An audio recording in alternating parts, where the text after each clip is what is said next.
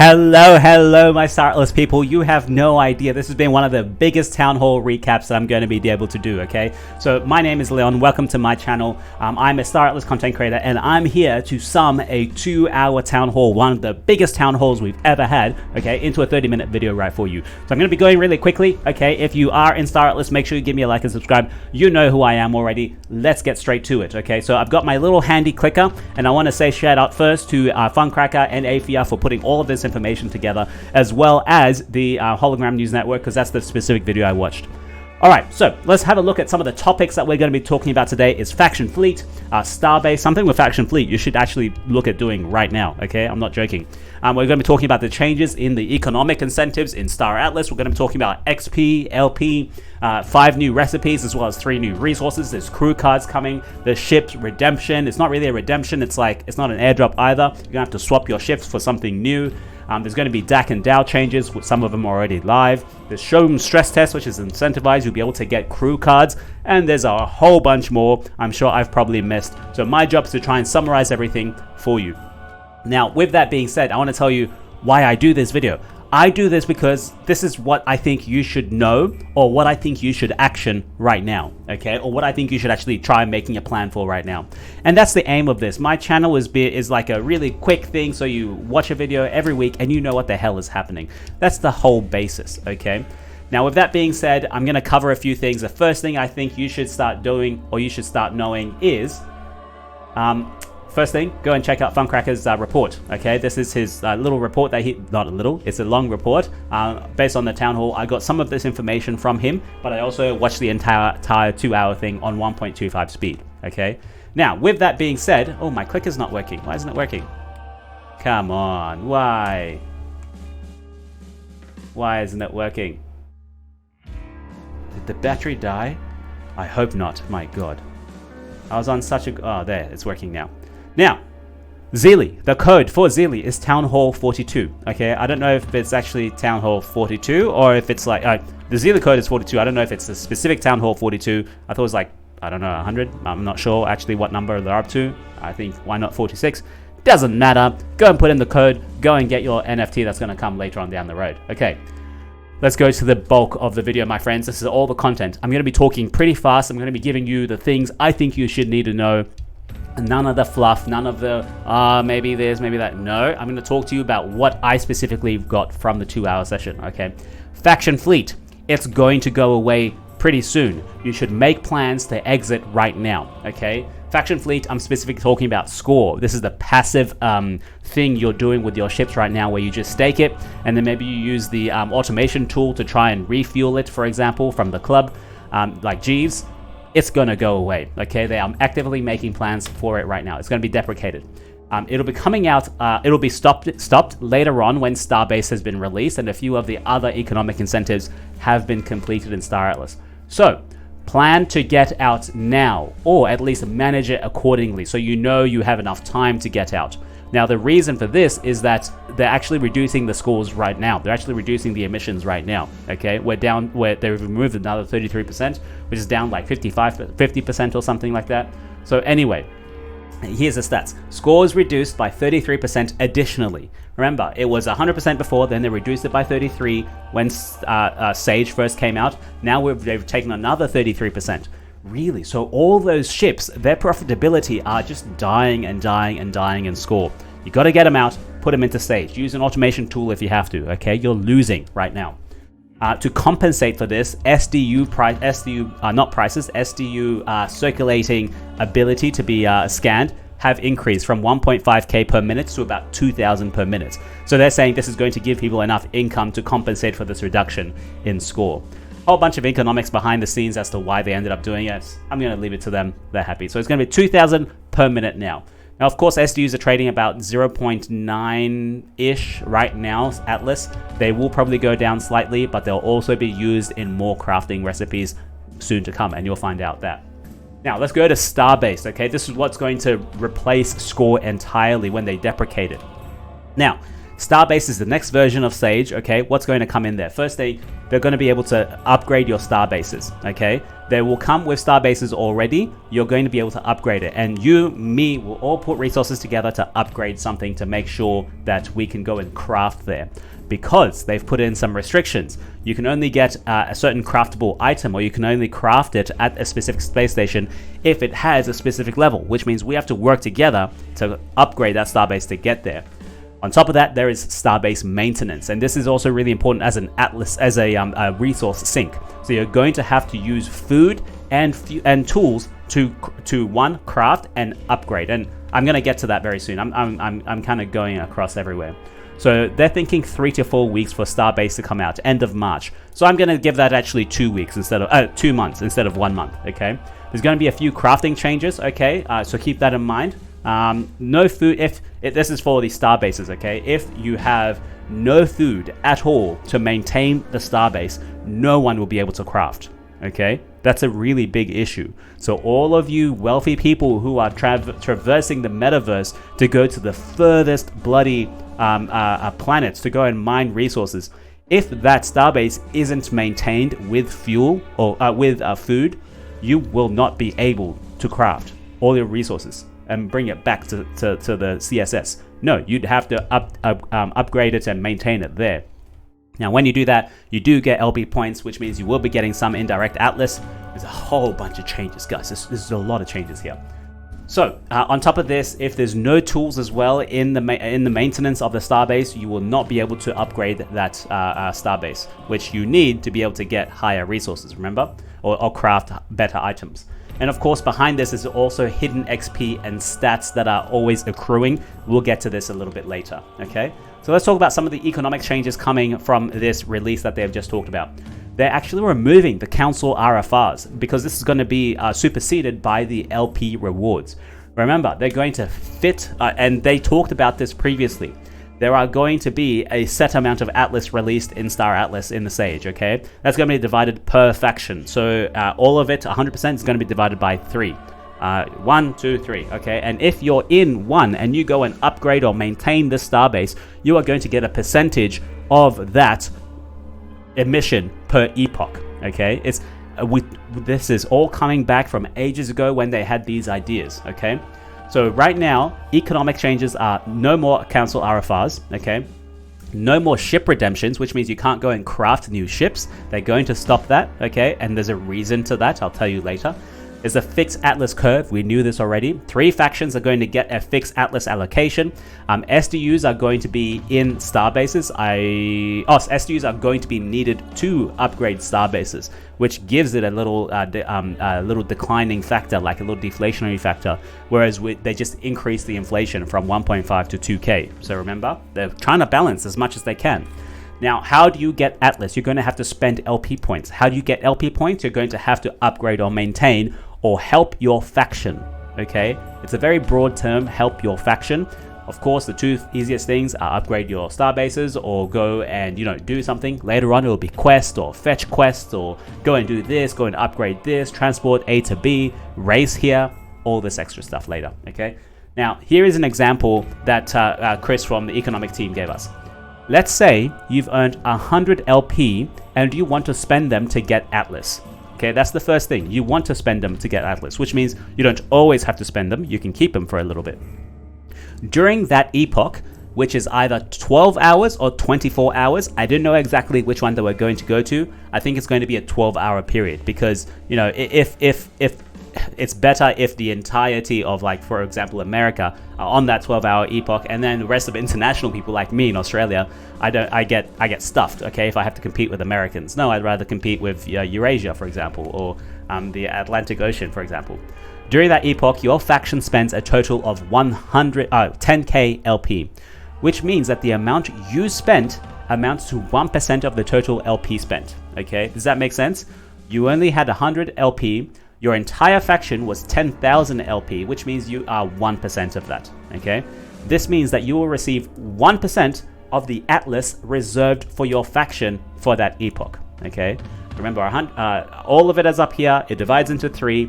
In that 3, you are a small little part of this, and you get this little bit. I hope that makes sense. If it doesn't, leave a comment below. We'll chat about it some more. Okay. Now, XP points. You're going to get XP points, which is different from LP points. You're going to get XP for nearly everything you do. You go mining, you send a transaction for mining, you go exiting after mining, or you're traveling for, or you're subwarping, or you're warping, or you're contributing to a starbase. You're going to earn XP out the wazoo for everything you do, okay? But there is a ceiling, there is a cap to this, so that it can't be too botted, too heavily botted, or too heavily spammed. Otherwise, I could literally sit there, exit, enter, exit, enter, exit, enter. I would subwarp from here to there, to there, to there, to there, to there, and send all these transactions, and then it'll just be botted to no end, okay? So there will be a ceiling cap on the XP you can earn. Now, let's go to licenses. Licenses are another small thing that are going to be coming out. They are account bound. You will not be able to see them yet. They are accruing in the background, okay? And they will be released at a later time. You won't see it first. There's no UI, there's no counter. They're calculating it behind the works. Now they're saying this is going to come later, so I'm going to put this as 46. And so from now on, when I say, I should come more this side. So from now on, whenever I say 46, it really means like they've talked about it, but there's no deadline, no time they're going to release. They're still thinking about it. So for me, it's like a meh. It's not there yet. It's nothing for you to action, okay? That's the licenses. Now, something you should action, which is not 46, is the stress test that's coming in March, okay? Very, very important. It's going to be with MetaGravity, and it's going to be incentivized. I'm going to talk about this later, but basically they want more players to get on into the stress testing, and the more players that get on, the more rewards you're going to get. The more rewards we're all going to get. All right, I'm going to leave that there. Now, let's take a break from me talking. I'm going to have a drink. Very good, very good. Now, let's go to the PSX-5. This was released from the team. Now, this was one of the earlier ships that came out in Gao Phase 1, and the real draw and attraction for this ship was because it had the ability, or at least the ability to articulate itself into 3 different modes, into a racer mode, into an attacker mode, as well as into a defensive mode. I hope you remember this PSX-5. Now, this is some of the pictures that we had before, and we're like, oh, cool, this is one of the first ships that can do lots of different things. And you can see here, this is like the attacking mode where it's got all its guns facing forward. This is like the racing mode where it's got 2 thrusters at the back. And this is like the defensive mode where it's got like shields. This thing turns into shields. And I can just imagine like multiple of these encasing an entire fleet, and then you get a whole front forward shield. You've seen this in some of the Guardians of the Galaxies movies, for example. Now here is a video of that same thing actually happening now.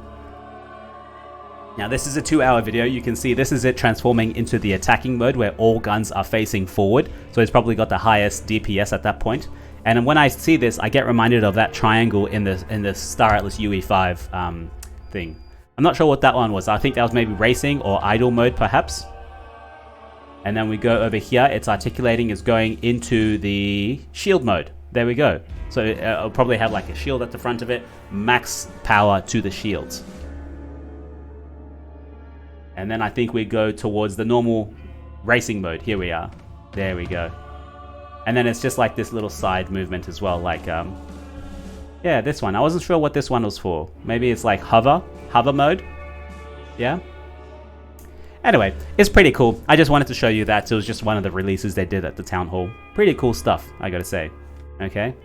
Now, I think it's nearly over. It's like a minute and a little bit. Let's just enjoy the music in the background as we wait.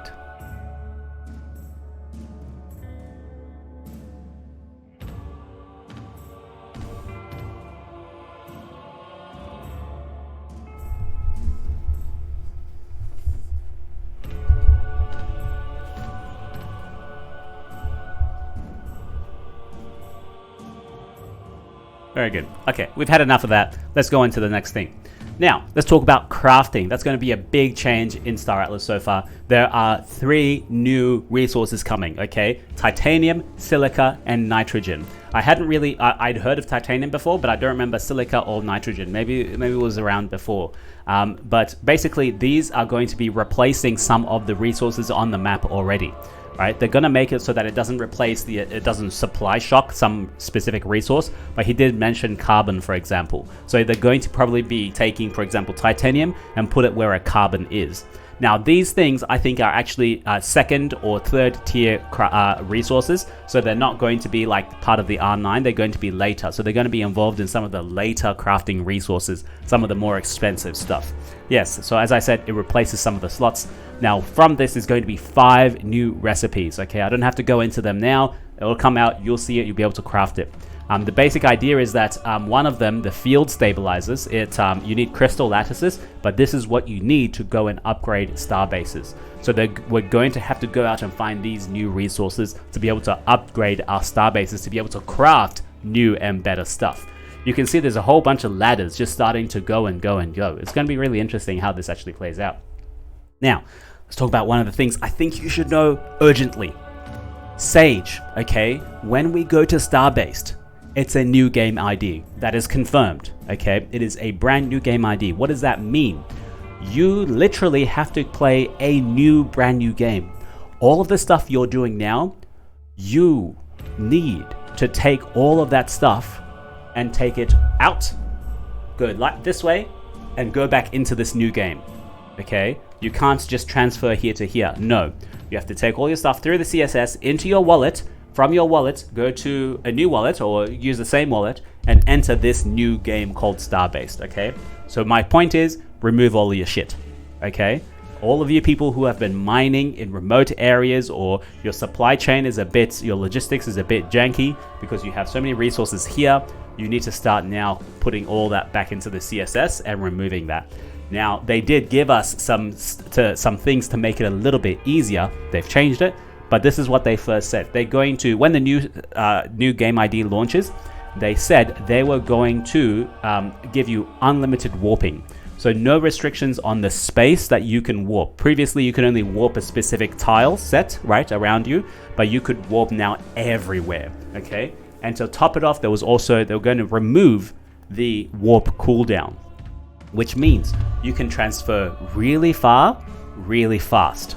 But you would still pay the cost, the fuel cost to actually do that, okay? So, the thing is, state number 2, right? That has no resources. You'll have to take everything out from here and go to there to be able to do anything you want. There won't be any fuel, no food, none of your infrastructure you've set up will exist. So you have to actually literally uproot your life and go to another city, for example, and find a new apartment and go and do this extra stuff, right? Now, the team actually have backtracked on this a little bit. It's not so much backtracking, they just listen to feedback. And this is what Dom just said. This is about the game ID transition change. So during the town hall today, mechanisms relating to making the transition easier out of the current Sage game ID into the star-based game ID were discussed. We specifically mentioned eliminating warp cooldowns and warp distance restrictions. After receiving community feedback following the town hall, we've decided to retain all current game systems as is through the game ID transition. This means there will be no elimination of warp cooldowns and warp distance restriction. No, none of it. It's staying the same. Please use the next several weeks to prepare yourself for asset withdrawal through your CSS. Thank you as always for your feedback. Well, what does that mean? Get your shit out. That's it. Get it out, okay? So I'm probably going to anticipate a lot more price action for freighting or cargo ships on the marketplace, okay? You can cash in on that if you want, because people are now, they're like, oh crap, I actually have to go. And it's like in a month from now. Do you have enough resource? Do you have enough capacity to take everything out and go to your new place? Yeah. Anyway, yeah, a small trick, okay? Craft as much as you can in this game ID so that the amount of resources you have to take out is severely reduced, okay? Fuel, for example. If you're mining fuel in a medium-risk zone, you mine it, you get a lot more, right? But if you craft hydrogen into fuel, you're turning 3 resources into 1 resource, and that's a lot easier to actually transfer. So try and see if you can craft a lot more, and then take it out, okay? Simple, take it out, okay? You can wait, but sure, you'll need new resources later on. Now, one small thing you should also be aware of, once they make that transition, once Starbase has been launched, they will actually stop all the resources being mined in state number 1. So you can't just say, no, I'm not going to go across, I'm just going to stay there. No. You will be able to transfer all of your stuff, like move from A to B, but you can't mine anything. You can't scan anything, okay? So there will be a massive, for example, if there's a steady supply of SDUs on the market right now, that is going to be a lot less on the game, on this game ID, because on the second game ID, because people are, you know, have set up their infrastructure to go and scan, right, at certain places. But that doesn't exist in number 2 yet, right? Maybe we need an easy way to say it. We're playing game 1. It needs to be game 2 now. Anyway, let's keep going. Let's keep going. Now, what's next? Get your shit out, okay? Combat. Combat is going to come.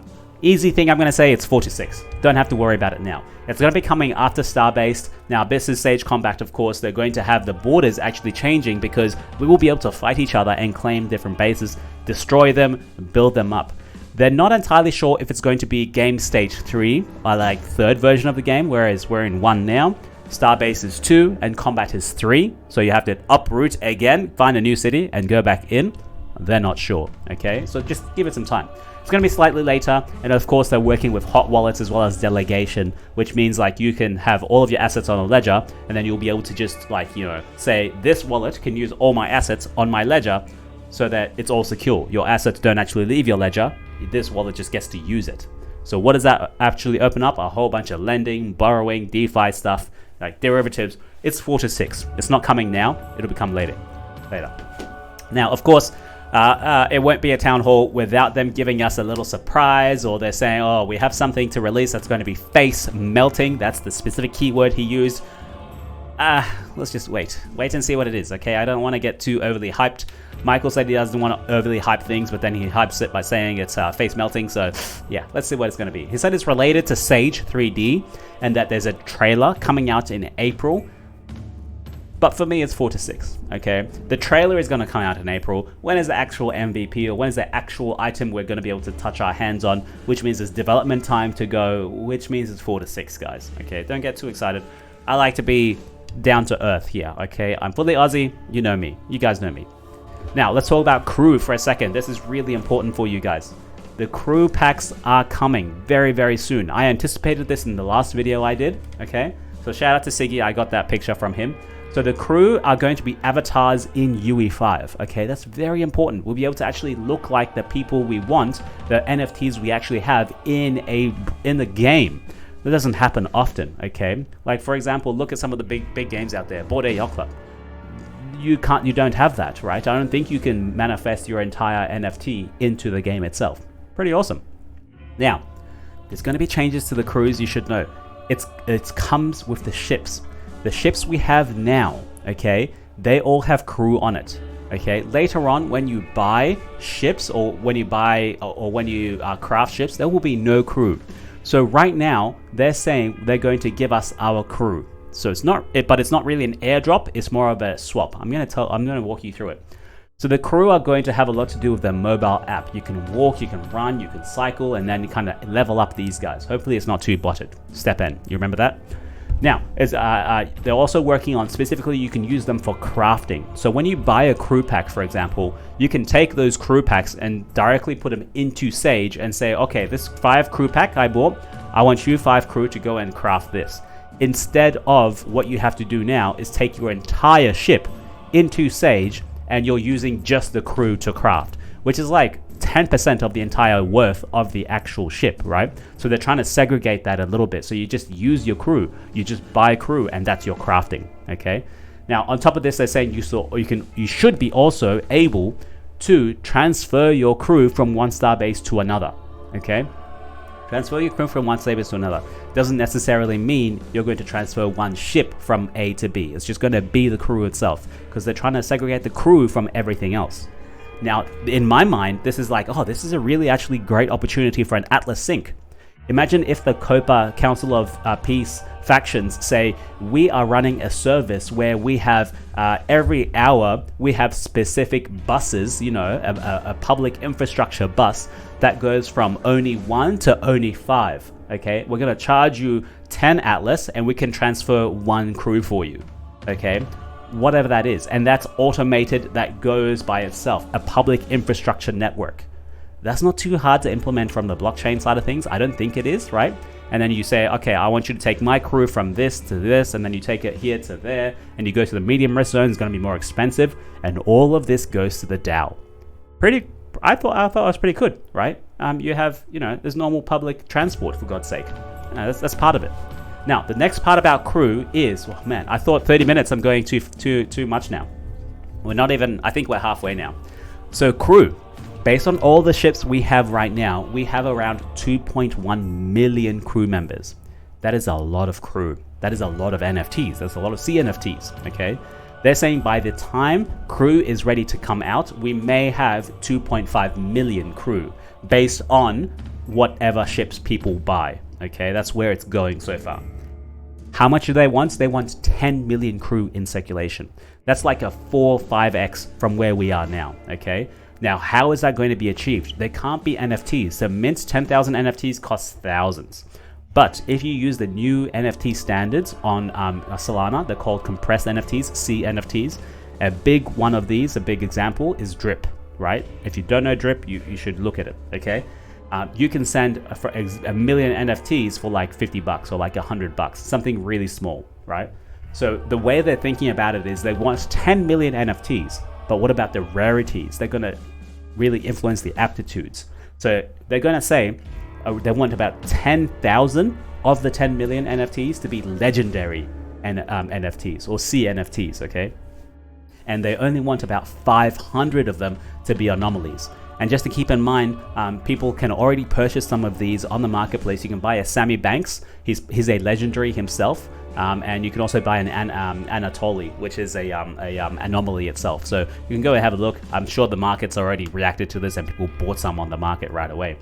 Now, the good thing is there's also going to be an AI backstory for each of these 10 million CNFTs. That's pretty incredible.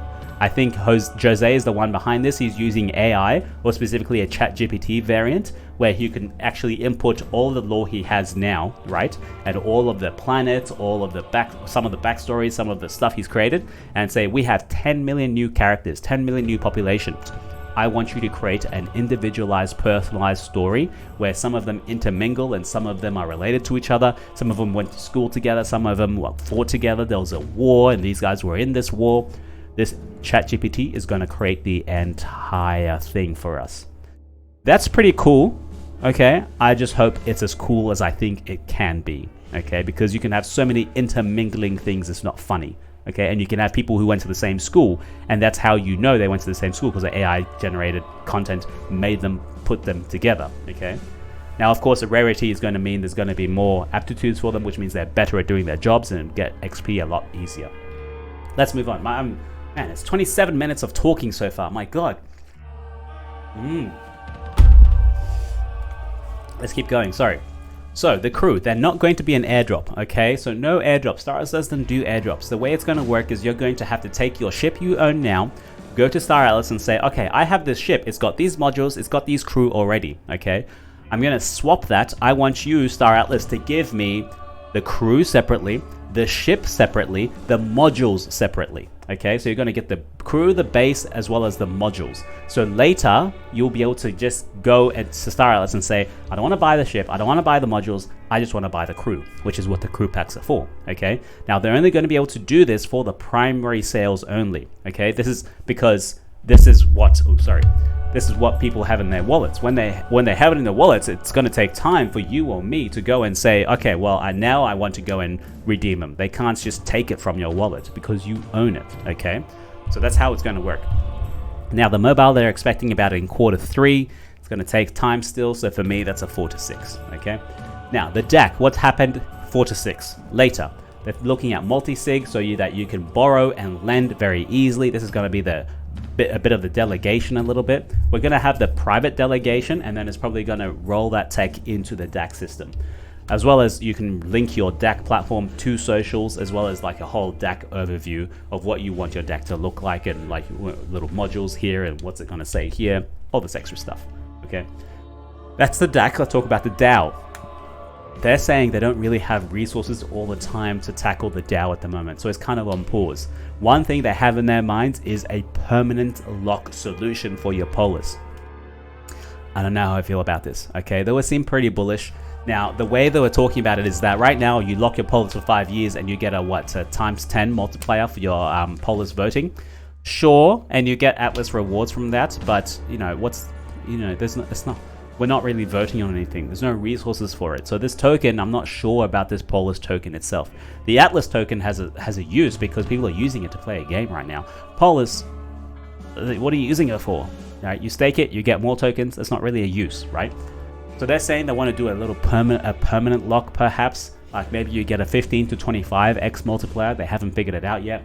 And he said it's kind of like a burn, but it's not really a burn. So there was a whole bunch of like paragraphs that we're talking about here where Michael said he doesn't like burn mechanisms, but it's like this is similar to a burn because if it's locked permanently, no one can ever touch it again. You might as well consider it burnt, right? And the whole thing about burning stuff means there's not a real use for it. So you just say, oh, we're going to just burn some of it. Maybe a revenue share, fluttered in somewhere. It's a 4 to 6. Okay, you don't need to do anything. It's a 4 to 6. Just keep it in mind. Now let's go and talk more about the stress test. They want 2,000 players. It's going to be on June 30th. Okay, but I'm going to hold off a while and say it's 4 to 6 still. Like there could be complications. They will still want to measure stuff. They're going to need new access codes that we're going to get. We're going to get new information about that later. And of course, there's going to be rewards. So tell your friends, come into the stress test, come and get some crew packs. I'm really hoping it's going to be as big as the Mutant Ape, as the Bored Ape Yacht Club stress test as well. That was really fun, apparently. And let's end with some pictures of some FPS guns that we're going to be using later on down the road so that you can kill me and the bots can murder me because I'm terrible at FPSs because I don't have the time to spend and put into staratlas. And with that, my friends, I let you know it was going to be 30 minutes. It's been 31 minutes. So thank you very much for listening to me for 30 whole minutes. My God, what are you doing? Why are you listening to me? I don't know. I don't know why I listen to me, but thank you. I appreciate you guys a lot for coming and listening to me. This has been my staratlas recap. This was a really nice image which shows, you know, at first thing there's going to be crew cards coming later on down the road. Super, super interesting. This was a big town hall, wasn't it? You got to be honest, right? Really, like, there's a lot of stuff that they mentioned, a lot of changes, economic changes, stuff you should know. If there's any takeaway, I think you need to remove your stuff from Score now, okay? And use that stuff in Score to help get your stuff out of Sage, okay? Or at least transfer everything to the CSS so you're ready to exit, okay? What does that mean for the economy? That kind of means that there's going to be a small influx of things coming onto the market, okay? Because people are going to be removing it from the Sage game to prepare for game version 2. That means there's more stuff in their wallet, which means they might be more likely to sell it, okay? That's just what I have in my mind, superficially. And then you can play like the third player and say, okay, well, if he's thinking to do that, then I should probably sell mine now so it's a higher price. And when they come on and sell all their stuff, it's going to be a lower price. I can buy in then. You can go lots of levels on here. People are playing the game, okay? That's what it is. I'm going to stop talking. I'm going to say go and watch the official Town Hall recording from AFIA. This was Town Hall 42. It actually is Town Hall 42. It's a whole 2 hours, okay? I hope you got value out of this 30-minute session because no one has enough time for 2 hours. You can listen to me on 1.5 and it turns it into 20 minutes, for example. That's it, my friends. I'm going to leave you and love you as always. Shout out to you guys all out there. Let's get the next Journey Awards going. And I think there's, what else is missing? The Copa. Let's see what the Copa is going to bring and I'll keep you updated. Guys, this took a lot of time for me to do. Please leave me a like and a subscribe. If you want to donate to me, it's easy. My Solana address is itsme.sol. Okay, so you can just send something to me if you'd like. I'm going to leave it there. Love you guys. Bye for now.